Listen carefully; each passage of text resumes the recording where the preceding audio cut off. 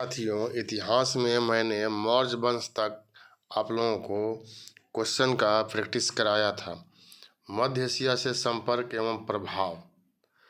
मौर्य वंश के पतन के बाद एक महत्वपूर्ण घटना प्राचीन भारत के इतिहास में घटा और वह था मध्य एशिया से चलकर विदेशी लोगों ने आक्रमण किया था। साथियों, इसमें सबसे पहले हिंद यूनानी शासकों ने आक्रमण किया, इसके बाद शकों ने आक्रमण किया, फिर पहलव वंश के शासक ने और अंत में कुषाण वंश के शासकों ने आक्रमण किया था और इसका भारत पर प्रभाव भी पड़ा था। इसी कॉन्सेप्ट के आधार पर यह चैप्टर जो है महत्वपूर्ण होता है और यह मैं बता देना ज़रूरी समझता हूँ कि यह मुख्य परीक्षा में भी पूछा जाता है, ऑप्शनल पेपर में फुल क्वेश्चन। तो उसी से संबंधित कुछ क्वेश्चन हम लेकर के आए हैं और हम लोग डिस्कशन भी करेंगे इसका महत्वपूर्ण क्वेश्चन का। तो आप लोग के लिए यह महत्वपूर्ण एक चैप्टर हो जाता है। यहाँ मैं यह स्पष्ट करना चाहता हूँ कि अगर आपको बीपीएससी में क्वेश्चन पूछे कि भारत पर सर्वप्रथम किन लोगों ने आक्रमण किया, तो यहाँ आंसर जो है साथियों ईरानी हो जाएगा, ईरानी। इसके बाद जो है यूनानी लोग आक्रमण करते हैं। तो यह आपको ध्यान में रखना है। हम लोग यहाँ शुरुआत करते हैं। पहला क्वेश्चन, कनिष्क का दरबारी चिकित्सक कौन था? कनिष्क जो है वह कुषाण वंश के सबसे महत्वपूर्ण शासक थे और इनके दरबारी कवि कौन थे, चिकित्सक कौन थे, यह हम लोगों को बताना है साथियों। तो इसमें चरक का नाम आएगा ए। इनकी तुलना धन्वंतरी के साथ और जीवक के साथ जो है यह किया जाता है। तो चरक जो है शल्य चिकित्सा का भगवान इनको कहा गया है, सर्जरी के गॉड इनको माना गया है। इन्होंने अपनी पुस्तक चरक संहिता में 121 प्रकार के उपकरण का उल्लेख किया है। तो यह ध्यान रखना है। 2 नंबर क्वेश्चन है यहाँ, आयुर्वेद का जनक किन्हें कहा जाता है? मनु को, चरक को, लुकमान को, इनमें से कोई नहीं। तो यह भी आंसर बी ही हो जाएगा, चरक को कहा जाता है आयुर्वेद का जनक। 3 नंबर क्वेश्चन है, कनिष्क की राजधानी थी अमरावती, कन्नौज, मथुरा, पेशावर या पुरुषपुर? तो यहाँ आंसर हो जाएगा 3 का डी, पेशावर, जिसको प्राचीन काल में पुरुषपुर के नाम से संबोधित किया गया है। साथियों, यहाँ पर कुषाण वंश के स्थापना जो है वह कुजुल कड़फिसेस ने किया था और इन्होंने ही पुरुषपुर या पेशावर को अपनी राजधानी बनाया और यही राजधानी आगे भी चल करके रहता है। कुजुल कड़फिसेस जो हैं भारी मात्रा में तांबे के सिक्का को जारी करते हैं। तो यहाँ आंसर आपको देखना है। 4था नंबर क्वेश्चन है, किसने बड़े पैमाने पर स्वर्ण मुद्रा चलाई थी? ग्रीक वासियों ने, मौर्यों ने, कुषाण शासकों ने, शुंगों ने? तो यहाँ पर विकल्प के अनुसार जो है सोने की मुद्रा कुषाण शासकों ने चलाया था। लेकिन यहाँ पर स्पष्ट करना ज़रूरी है कि परीक्षा में अगर पूछेगा कि सबसे अधिक सोने का सिक्का किसने जारी किया, तो गुप्त वंश के शासकों ने प्राचीन काल में जारी किया था। दूसरा क्वेश्चन इसमें बनेगा कि सबसे अधिक शुद्ध सोने का सिक्का किसने जारी किया था? तो कुषाण वंश के शासकों ने जारी किया था। चूँकि विकल्प में यह है कुषाण वंश, गुप्त नहीं है, तो यह सी आंसर यहाँ हो जाएगा। 5 नंबर क्वेश्चन, मिलिंद पन्हो क्या है? बौद्ध स्थल, बुद्ध का एक नाम, कला का बौद्ध नाम, बौद्ध पाठ? तो मिलिंद पन्ह। हिंद यूनानी शासक थे मिनांडर, जो हिंद यूनानी में सबसे महत्वपूर्ण शासक थे साथियों, और इनको नागसेन ने बौद्ध धर्म में दीक्षित किया था।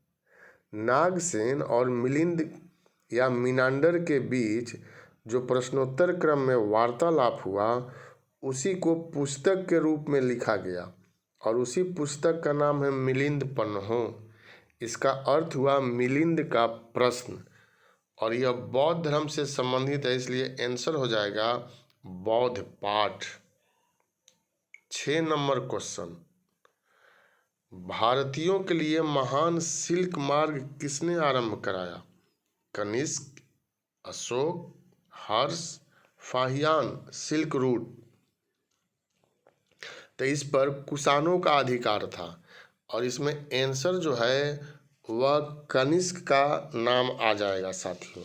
सिल्क मार्ग पर कुषाणों का अधिकार था, और यह रेशम मार्ग अफगानिस्तान होते हुए यूरोप में रोम को जोड़ता था, और इस मार्ग से रेशमी वस्त्र भारत से निर्यात किया जाता था, इसलिए इसका नाम पड़ गया सिल्क रूट। तो याद रखना है। 7 नंबर क्वेश्चन है, कुषाण काल में भारतीय और ग्रीक शैली के मिश्रण से विकसित विद्यालय को किस नाम से जाना जाता है?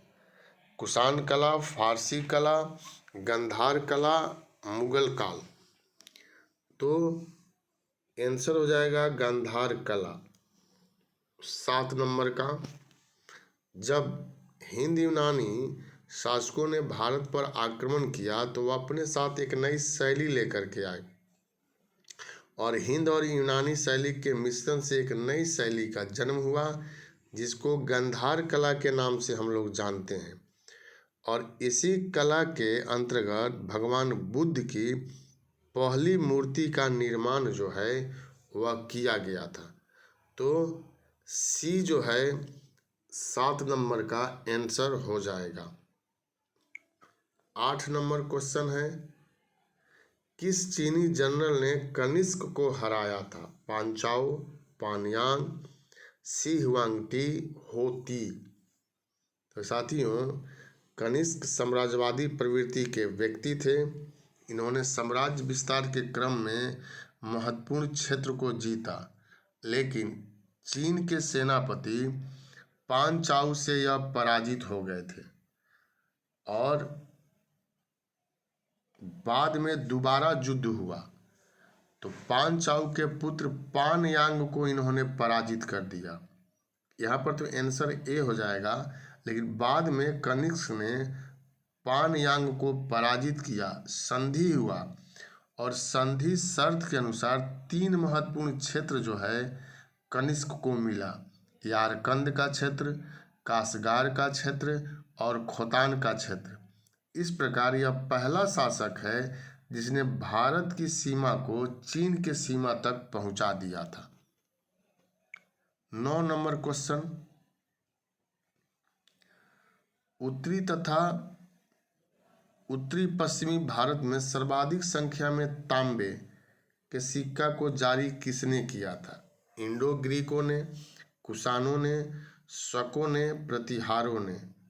तो 9 नंबर का आंसर जो है वह कुषाण हो जाएगा। इन लोगों ने सोना और चांदी का सिक्का जो है वह जारी किया था।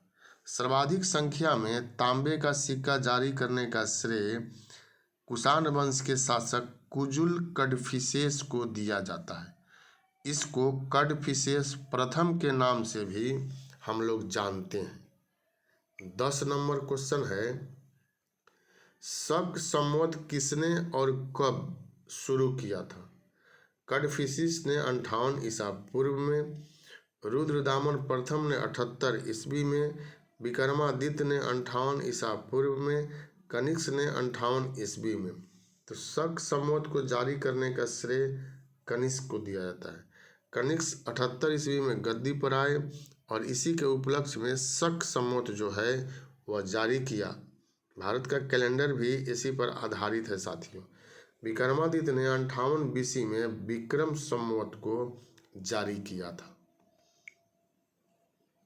11 नंबर क्वेश्चन, निम्नलिखित में से विद्या की सबसे पुरानी पीठ कौन सी है? तक्षशिला, नालंदा, उज्जैन, विक्रमशिला। तो सबसे पुराना पीठ जो है वह तक्षशिला है। राजा तक्ष ने इसकी स्थापना किया था और चाणक्य जैसे विद्वान यहाँ पर अध्ययन किए थे। नालंदा विश्वविद्यालय की स्थापना कुमारगुप्त प्रथम ने किया था और विक्रमशिला महाविहार की स्थापना पाल वंश के शासक धर्मपाल ने किया था। उज्जैन जो है यह अवंती की राजधानी था। 12 नंबर क्वेश्चन,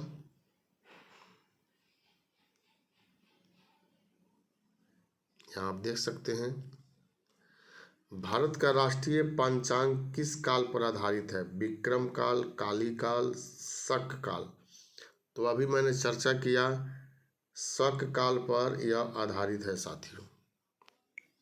13 नंबर, किस व्यक्ति को द्वितीय अशोक कहा गया है? समुद्रगुप्त, चंद्रगुप्त, कनिष्क और हर्षवर्धन। कनिष्क चूंकि बौद्ध धर्म के अनुयायी थे और इन्होंने भी बौद्ध धर्म के विकास के लिए महत्वपूर्ण कार्य किया।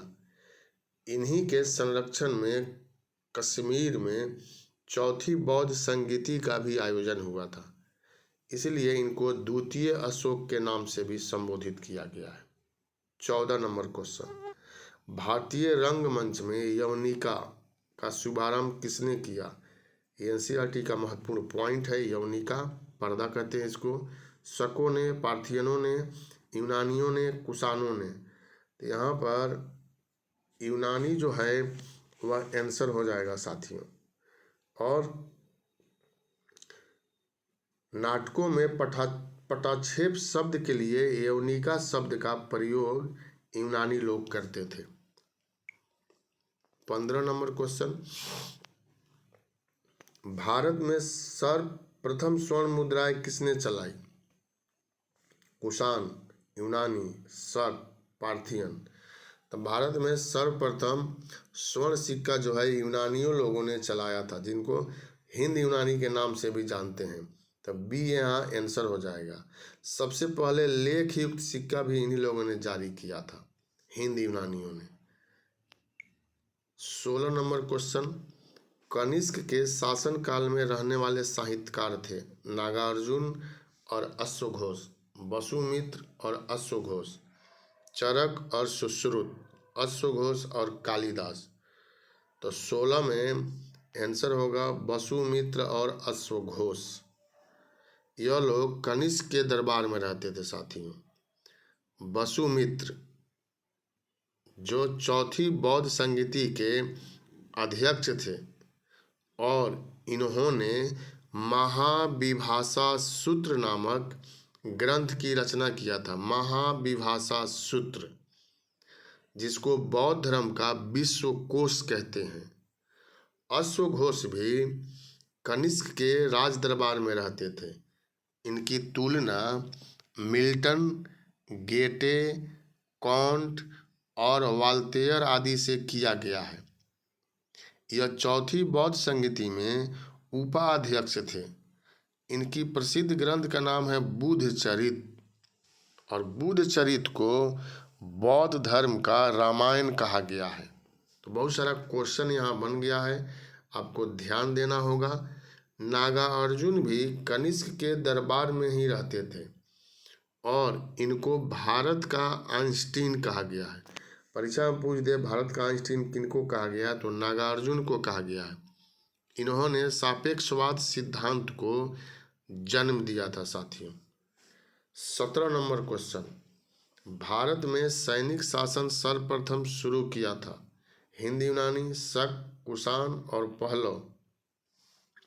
तब भारत में हिंद यूनानी शासकों ने सैनिक शासन की प्रथा जो है वह सर्वप्रथम शुरू किया था।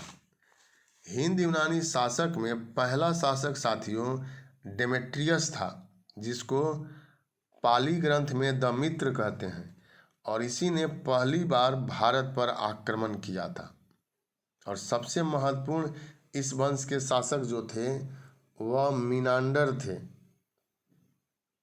जिसकी चर्चा हम लोग कर चुके हैं। और हिंद यूनानी वंश का अंतिम शासक जो है वह हर्मियस था, जिसको कुषाण वंश के शासक कुजुल कटफिसेस ने गद्दी से हटाकर हिंद यूनानी वंश का अंत कर दिया और कुषाण वंश की स्थापना कर दिया। 18 नंबर क्वेश्चन, पुरुषपुर किसका दूसरा नाम है? तो हम लोग चर्चा कर चुके हैं। वर्तमान में इसको पेशावर कहते हैं, जो पाकिस्तान में स्थित है। तो यह हम लोगों को ध्यान रखना है। साथियों, यहाँ पर कुजुल कटफिसेस के बाद कनिष्क के पहले विम कटफिसेस आते हैं गद्दी पर, और यह जब गद्दी पर आते हैं तो भारी मात्रा में सोने का सिक्का जारी करते हैं। पूछेगा कि अधिक मात्रा में तांबे का सिक्का किसने जारी किया? कुजुल कटफिसेस। और भारी मात्रा में सोने का सिक्का किसने जारी किया? विम कटफिसेस जो है वह नाम आ जाएगा। 19 नंबर क्वेश्चन, प्रथम ईसाई धर्म प्रचारक किस पहलव शासक के समय भारत आया था? बनान, माउस, गोंडोफर्निस, मिथ्रेडेटस। तो गोंडोफर्निस के समय में प्रथम ईसाई धर्म प्रचारक जो हैं वह भारत आए थे। सेंट टॉमस इनका नाम था साथियों, और यह इजराइल से चल करके भारत आए थे। सेंट टॉमस याद रखिएगा, गोंडोफर्निस के समय भारत आए थे।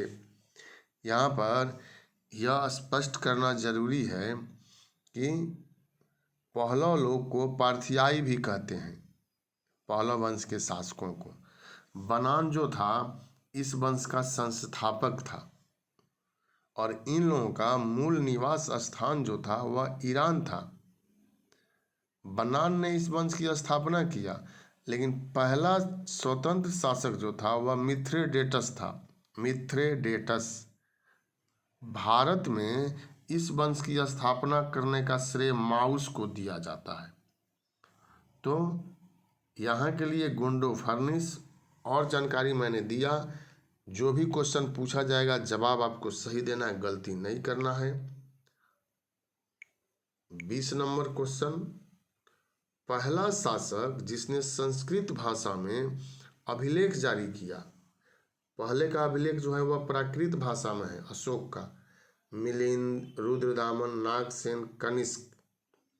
तो रुद्रदामन जो है पहला शासक है जिसने संस्कृत भाषा में अभिलेख जो है वह जारी किया था।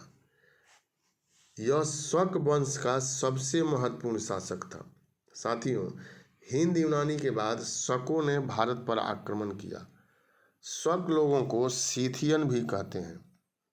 चीन के शासक शी हुआंगटिन ने जब महाद्वीवार का निर्माण करा दिया चीन में, तब यह लोग चीन में प्रवेश नहीं कर सके और भारत की तरफ इन लोगों ने रुख कर दिया। और इसी में सबसे महत्वपूर्ण शासक जो था वह रुद्रदामन था। रुद्रदामन ने भ्रष्ट राज प्रतिष्ठापक की उपाधि भी धारण किया था। साथियों, शक वंश का अंतिम शासक जो था वह रुद्र सिंह तृतीय था, जिसको गुप्त वंश के शासक चंद्रगुप्त विक्रमादित्य ने पराजित कर शक वंश का अंत कर दिया था। तो यह शकों से संबंधित कुछ महत्वपूर्ण बात था। 21 नंबर क्वेश्चन है, सुमेल करना है। गिरनार अभिलेख रुद्रदामन, यवन प्रिय गोलमिच, देवपुत्र कनिष्क सभी सुमेलित हैं। गिरनार अभिलेख जो है वह रुद्रदामन से संबंधित है। और गोल मिर्च, हिंद यूनानी जो लोग थे गोल मिर्च को यवन प्रिय कहते थे। सबसे अधिक व्यापार इसी का होता था और सबसे ज़्यादा पसंद हिंद यूनानी लोग या विदेशी लोग गोल मिर्च, भारत का मसाला जो है वह काफ़ी प्रसिद्ध था। कुषाण वंश के शासक जो है वह देवपुत्र की उपाधि धारण करते थे। तो कनिष्क है यहाँ, तो यह सही है।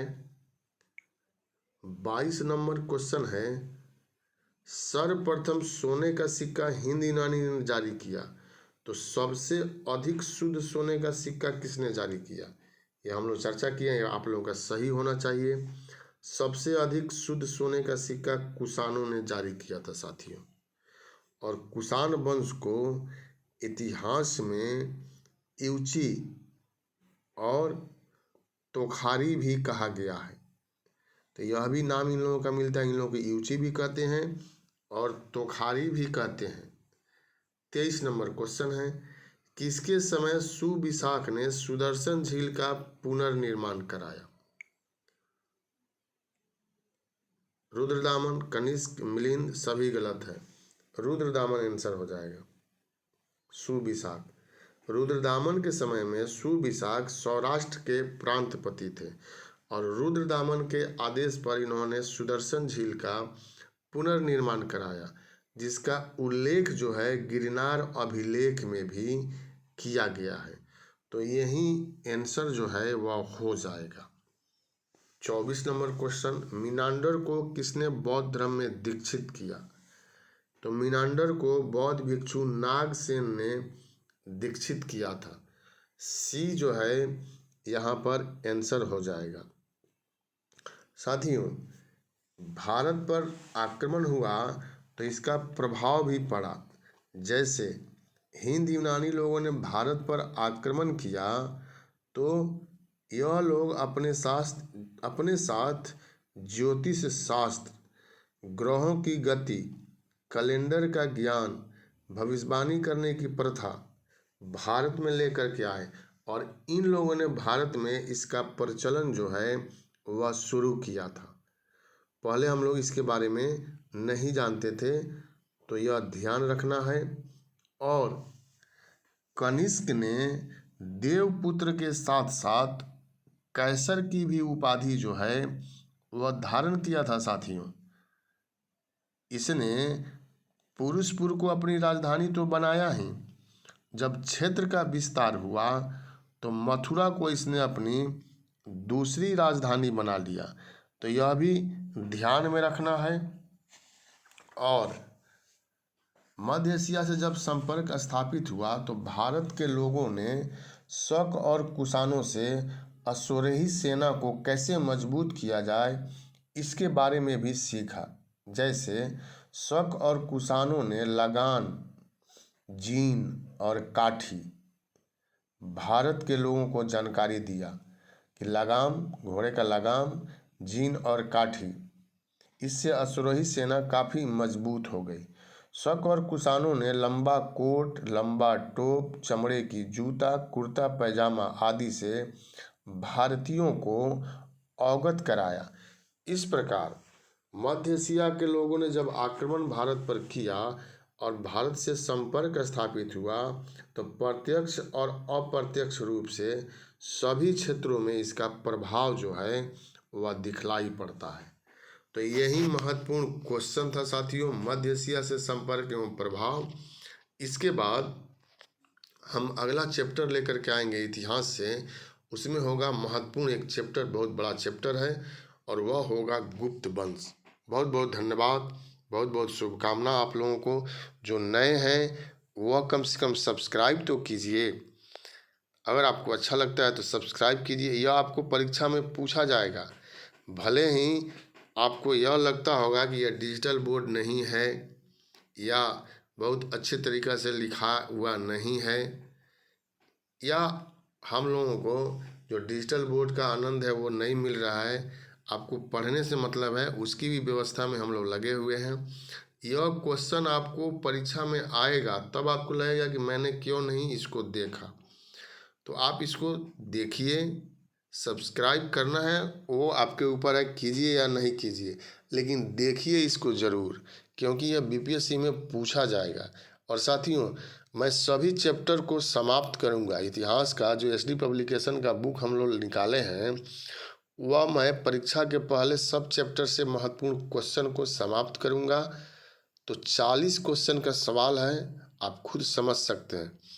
इस वीडियो के साथ मैं यह भी कहना चाहूँगा कि आप अन्य जो प्रैक्टिस सेट आ रहा है उसको भी देखिए, लाभ मिलेगा आपको।